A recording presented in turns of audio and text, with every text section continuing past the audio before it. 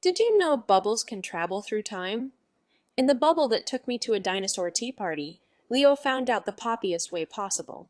While blowing bubbles in Grandma Nib's garden, one shimmered with rainbow swirls, then whoosh, it whisked him into the sky with a fizzy giggle. Before he could shout Triceratops, Leo landed on a giant picnic blanket, surrounded by dinosaurs and fancy hats. Tea. Rexes poured tea with dainty pinky claws, Stegosauruses balanced sugar cubes on spiky tails, and everyone nibbled fern cookies with giggleberry jam. After one last dino-sized burp of laughter, a bubble as big as a watermelon scooped Leo up and plopped him back, just as Grandma called, "Snack time." He blinked at his empty teacup, still warm. And now, every time Leo blows a bubble, he wonders, will this one take him back to tea with the dinosaurs? What if one pop could take you to tomorrow? In Mira's Moonlight Birthday Bash, that's exactly what happened. Mira spotted a glowing bubble floating outside her window. With a curious poke, pop! Zoom! She was whisked through the stars, twirling toward a party on the moon. She landed in a crater full of cake, bouncing robots and giggling moon balloons that floated upside down. A dancing satellite spun tunes, and space kids in sparkly helmets sang, "Ha ha! Happy future birthday!" Mirai! Just then her biggest surprise zoomed in. Cosmo, her spaced puppy, riding a jelly bean-shaped rocket with a glowing bone-shaped gift. As the bubble gently carried her back to bed, Mira clutched her wobbly party hat, a sleepy smile on her face.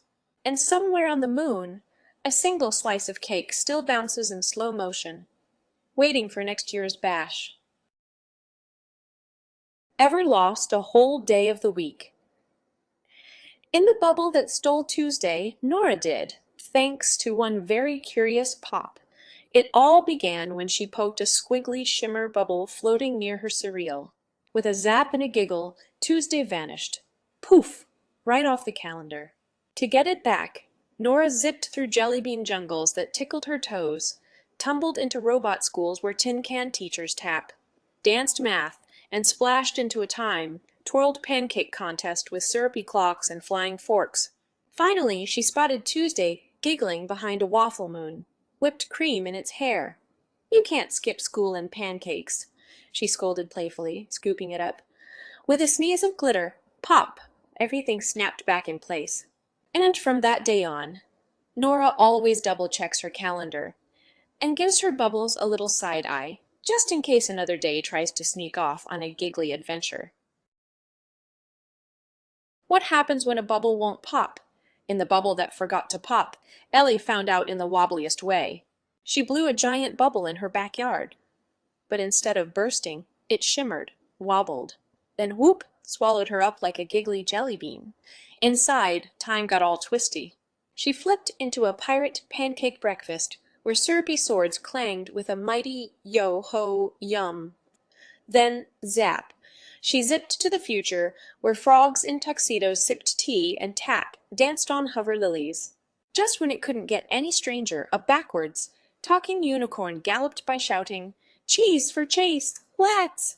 Ellie laughed so hard the bubble finally went pop, sending her twirling back home, glitter in her hair, syrup on her socks, and a hiccup full of giggles. And now, whenever she blows a bubble, she whispers, "Don't forget to pop," unless she's craving one more wobbly adventure. Ever wished you could visit yesterday? In Timmy and the Bubble of 1,000 Yesterdays, one giant bubble made that dream swirl to life. Timmy gave his wand a mighty puff. Whoosh! And instead of drifting up, it burst into 1,000 glowing bubbles, each twinkling with a memory. He stepped into one and saw baby Timmy taking his first wobbly steps, giggling into Daddy's arms. Another whisked him to Teddy's birthday tea party, where jelly beans wore party hats and sang off-key. Then came the most magical of all, a misty moment when Grandma Nib met a real moon bear, who handed her a starlight flower and gave her a gentle paw, high five. When the last bubble popped with a kiss, like poof, Timmy blinked. Back in his room, memories warm and twinkling in his heart. and high above, on some quiet moonbeam, a bear still hums a tune only yesterdays can hear. What if your imaginary friend came back? With candy in the imaginary friend bubble, Max blew a shimmering bubble that sparkled like soda pop. And pop! He was swept into a world made of giggles, gumballs, and pure imagination. There stood Django, Max's old imaginary buddy, now the ringmaster of a candy circus. Gummy bears juggled marshmallows. Licorice lions wore sprinkles, and jelly bean clowns bounced on bubblegum trampolines. You remembered me, Django cheered, placing a cotton candy crown on Max's head. They zoomed on Candy King, coasters, and laughed till their cheeks ached. But as the sky turned strawberry, sunset, Django handed Max a glowing bubble. Time to go, but visit again. Just believe. With a fizzy pop, Max landed back in his room, crown still sticky and sweet. And now, when the wind smells like gumdrops, he knows Django's circus is just a bubble away. Can a bubble tell your future? In the bubble that knew my future, Jake found out with one sparkly breath. In Grandma Nib's garden, he blew a bubble so shimmery it shimmered back, glowing with swirling stars and mysterious music.